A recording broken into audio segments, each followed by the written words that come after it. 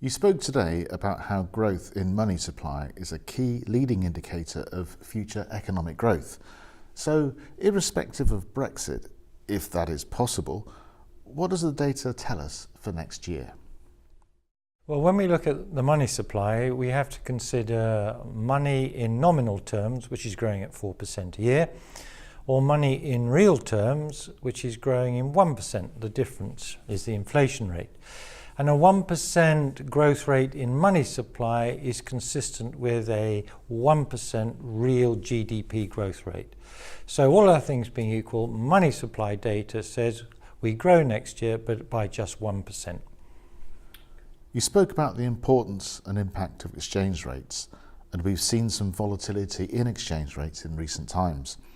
As a consequence of Brexit, if we get a devaluation of sterling, what might be the impacts? A devaluation of sterling following a hard Brexit is 70, 80, 90% probable. The question is by how much.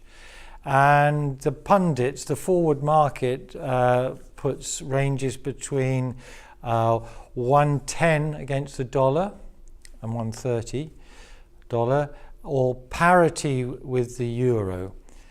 I think those are perfectly possible, but probably just for a short period of time before the rate begins to creep up a little. However, if we're down at 110, 115 against the dollar, that is certainly going to increase our inflation rate in the 12 months following. You told us that real income growth has remained flat, however consumption has continued to grow. What does this mean for the economy?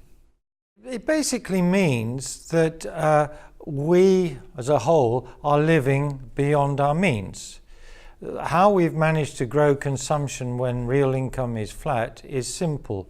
We have used credit cards and we've reduced our savings rate to the lowest it's ever been in our history. This can't be sustained, and the most recent data shows wages have picked up. The wage growth was 3.3%, but inflation is still 3.1 measured by RPI.